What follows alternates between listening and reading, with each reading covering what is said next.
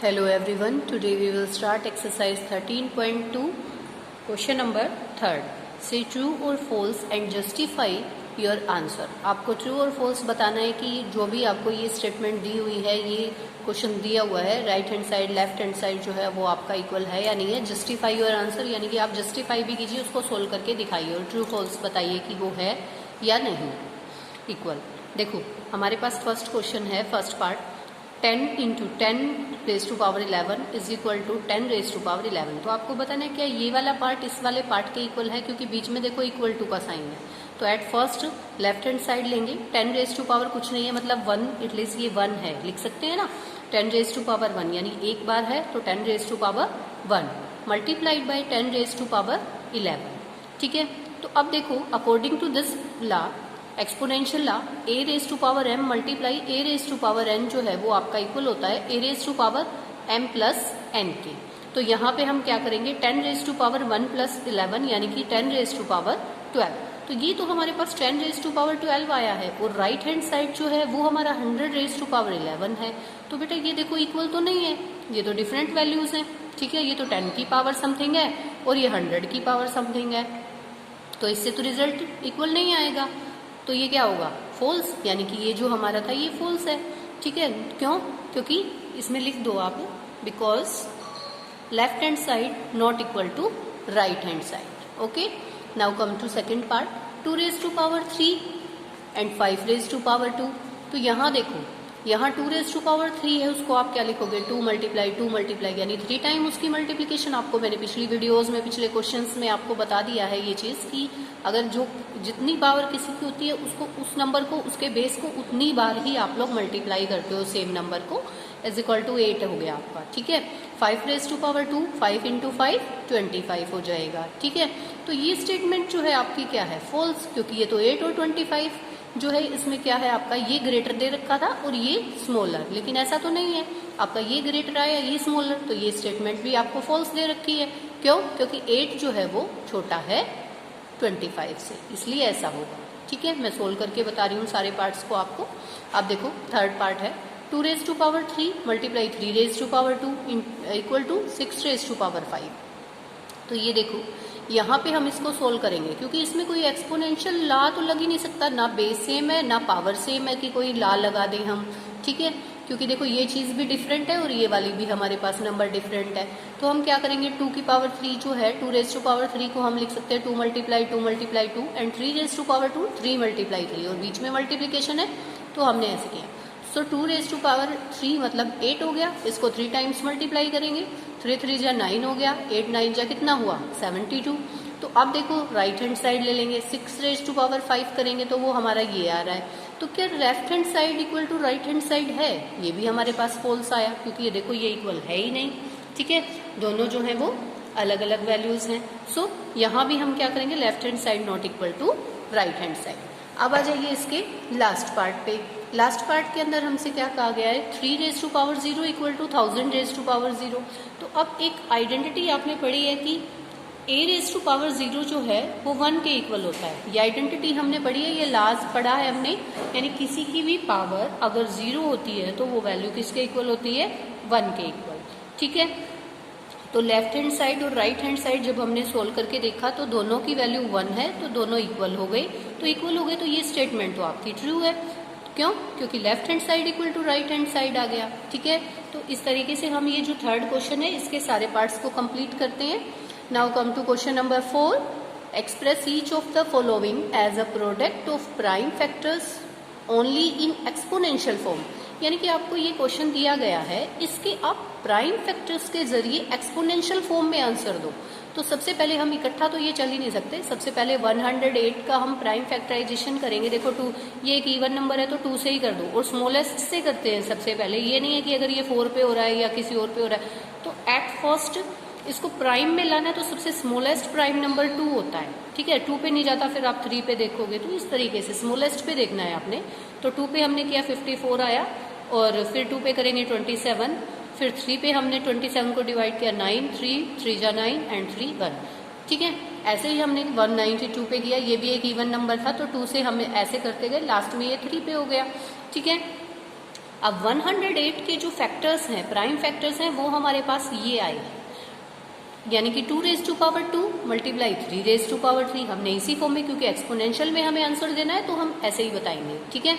तो अब 192 के देखो, ये 2 कितने टाइम्स है, 6 टाइम्स है, तो 2 रेज टू पावर 6 मल्टीप्लाई 3 कितनी बार है, एक ही बार है, तो 3 रेज टू पावर 1। अब देखो हमारे पास क्वेश्चन तो ये था कि हमें इन दोनों को ऐसे मल्टीप्लीकेशन में सोल्व करना था, तो मल्टीप्लीकेशन में अगर आप लोग सोल्व करोगे तो हम इनको कंबाइन करेंगे, यानी इन दोनों की मल्टीप्लीकेशन। मैंने पहले ये 108 वाली टर्म लिखी, फिर मैंने ये देखो 192 वाली लिखी ये। तो अब देखो इस वाले का और इस वाले का बेस सेम है, मैंने इनको इकट्ठा लिख दिया, इन दोनों को इकट्ठा लिख दिया, क्योंकि दोनों का बेस सेम है, बीच में मल्टीप्लीकेशन है, तो पावर क्या हो जाएगी, बेस सेम होता है, और अगर मल्टीप्लीकेशन का साइन है तो आप क्या करेंगे, पावर्स को ऐड कर देंगे। इनटू में 3 रेज टू पावर 3 प्लस 1, ये वाली आइडेंटिटी जो है वो मैंने यूज कर दी है। So 2 raise to power 8 and 3 raise to power 4, ये हमारा जो है आंसर हो जाएगा, क्योंकि हमें आंसर किस में देना है, एक्सपोनेंशियल फॉर्म में। इसको सोल्व करके नहीं लिखना, इसकी वैल्यू नहीं निकालनी है, एक्सपोनेंशियल फॉर्म में हमें आंसर देना है। अब हमारे पास इसी का 4th पार्ट है। देखो इसका फर्स्ट मैंने आपको कराया, इसका 3rd पार्ट बिल्कुल फर्स्ट पार्ट की तरह ही है, तो उसको आप खुद से ट्राई करेंगे बेटा। अब इसका मैं 4th पार्ट करा रही हूँ और 2nd पार्ट बिल्कुल सेम है। तो आप देखिए 768 मेरे पास है, तो 768 के मैंने प्राइम फैक्टराइजेशन किए। देखो 2 से इसको किया डिवाइड, अगेन 2 से, तो ये 2 से हो रहा है, और एट लास्ट ये फिर 3 से हो रहा है। ये इसको हम क्या बोलते हैं, प्राइम फैक्टराइजेशन, ठीक है, इसको बोलते हैं प्राइम फैक्टराइजेशन मेथड। 768 के मेरे पास ये वाले फैक्टर बन गए। अब जो ये 2 है वो कितनी बार आया है, 2 4 6 8 टाइम आया हुआ है, इसको काउंट कर लेंगे, और 3 जो है वो 1 टाइम है। तो 2 raise to power 8 multiply 3 raise to power 1 will be the answer for this. Okay बेटा, अब देखिए 5th है हमारे पास, सिंप्लीफाई करना है आपको। 2 raise to power 5 raise to power 2 into 7 raise to power 3 and 8 raise to power 3 multiply 7। ये question आपके पास है और इसको आपने सोल्व करना है। तो इसको किस तरीके से सोल्व करेंगे, देखिए इसको सोल्व करने के लिए आप लोग क्या करेंगे, देखो 2 रेज टू पावर, आपका 2 रेज टू पावर 5 था, 5 मतलब पावर की पावर अगर होती है तो आप क्या करते हो, a raise to power m है और उसकी n है रेज टू, तो आप क्या करते हो, a raise to power mn हो जाता है, यानी कि मल्टीप्लीकेशन हो जाता है। तो मैंने यहाँ पे यही किया, 5 रेज टू पावर 2, 5 2 10 हो जाएगा, 7 raise to power 3 it it इज। अब आप एक चीज देखिए, यहाँ पे 8 है, मुझे इसको ऐसे प्राइम नंबर्स में ही लाना है कि ये ऊपर से और नीचे जिसे है सोल्व हो जाए, ठीक है, डिवाइड हो या मल्टीप्लाई हो। तो मैं 8 को क्या लिख सकती हूँ, देखो रफली देखो, 8 का मैंने प्राइम फैक्टराइजेशन किया तो मेरे पास क्या आ गया, मेरे पास जो है ये आया 8 is equal to 2 into 2 into 2, it means 2 raise to power 3, यानी 2 की पावर जो 3 है वो मेरे पास आया। तो मैं 8 के प्लेस पे क्या लिख सकती हूँ, 2 रेज टू पावर 3, और ये वाला जो 3 है ना ये ऑलरेडी लगा हुआ है, ये तो क्योंकि मैंने केवल 8 की जगह पे लिखा है, और ये 3 जो है ये ऑलरेडी लगा हुआ है आपके पास पावर में, इंटू 7। तो यहाँ तो 2 रेज टू पावर 10 हो गया, 5 2 जा 10, ठीक है, 7 रेज टू पावर 3। यहाँ क्या हो जाएगा, पावर की पावर को अगर आप मल्टीप्लाई करेंगे, ये वाले सेम ला लगा के, एक्सपोनेंशियल ला लगा के 2 रेज टू पावर 9 हो गया, इंटू 7 रेज टू पावर 1। अब क्या करेंगे, देखो ये 2 raise to power 10 divide by 2 raise to power 9, तो इन दोनों का बेस सेम है और दोनों आपस में डिवाइड है, तो सेम एक्सपोनेंशियल को देखो, ये सेम एक्सपोनेंशियल हो गया, ये वाला सेम हो गया, ठीक है, बीच में मल्टीप्लाई है, मल्टीप्लाई लिखेंगे, तो डिवाइड होता है तो आप लोग क्या करते हो, यहाँ इसकी आइडेंटिटी हम लिखेंगे a raise to power m divide a raise to power n, तो हमारा क्या हो जाएगा a raise to power m minus n। ये वाला लो हमने जो है लगाया है एक्सपोनेंशियल लो। ये 2 रेज टू पावर क्या हो गया 1, 10 माइनस 9 यानी 1 हो गया, इंटू 7 रेज टू पावर 2। अब हमें तो इसकी वैल्यू निकालनी है, तो इसको पावर में नहीं छोड़ेंगे, जब आपसे वैल्यू पूछी गई है तो पावर में नहीं छोड़ेंगे, उसको सोल्व करेंगे। क्या किया हमने, 2 रेज टू पावर 1 यानी 2 तो 1 टाइम आएगा, 7 रेज टू पावर 2 है, 7 2 टाइम हो गया, ठीक है, ये मैंने आगे लिख दिया है, ये पीछे, तो इससे कोई खास प्रॉब्लम नहीं है, आप ये भी कर सकते हो 2 इंटू 7 इंटू 7, ठीक है। तो हमने इसकी मल्टीप्लीकेशन की तो हमारे पास क्या आया, 98 इज द आंसर। ओके बेटा, अब इसके सेकंड पार्ट पे आइए। देखो इसको ध्यान से समझना, क्योंकि ये सिंप्लीफिकेशन है और इसमें काफी सारे लॉज एक ही क्वेश्चन में जो है यूज हो रहे हैं। बाकियों में तो ये था कि अलग अलग से हो रहे थे, एक एक लॉज जो है वो हम यूज कर रहे थे, बट यहाँ हमारा जो है सारे लॉज यूज हो जाएंगे, 2 2 3 3 भी यूज हो रहे हैं, ठीक है। तो ध्यान से इसको करना है। 25 है तो मैंने जैसे आपको बताया, देखो ये 5 है, ये t है, ये 10 है, तो 10 और 25 को आप प्राइम फैक्टराइजेशन के जो है टर्म में लिख लीजिए। जैसे 25 है, आप उसको क्या लिख सकते हैं, 5 से अगर करते हैं तो यहाँ पे देखो 5 एंड अदर 1 सॉरी, तो आपका क्या आया 25 is equal to 5 multiply 5, it means 5 raise to power 2। तो देखो यही करना है मेरे को, यही कि 5 रेज टू पावर मैंने 2 लिख दिया यहाँ पे, ये 5 रेज टू पावर 2 ऑलरेडी था, इनटू में t रेज टू पावर 8। अब 10 को मैंने क्या किया, देखो मैं अगर 10 का निकालती हूँ तो मैंने सबसे पहले 2 पे किया 5 बन जा 5, सो 10 इज इक्वल टू 2 इंटू 5, तो मैंने देखो 10 की जगह पे 2 इंटू 5 कर दिया, और इसके होल पावर, क्योंकि 10 की पावर 3 थी तो इस पूरे के ऊपर पावर लगेगी, ना कि केवल 5 पे, ना केवल 2 पे, यानी 2 मल्टीप्लाई 5 पूरे की पावर आप 3 लगाएं। उसके बाद t रेज टू पावर 4, ठीक है। अब देखो ये ऊपर वाला सेम, अब इसको भी एक बार हम जो है अलग कर लेते हैं, 2 रेज टू पावर 3, यानी कि इसको अगर अलग करते हैं तो ये पावर इस पे भी आएगी और ये पावर इस पे भी आएगी, तो मैंने इसको ऐसे लिख दिया, इनटू में t रेज टू पावर 4।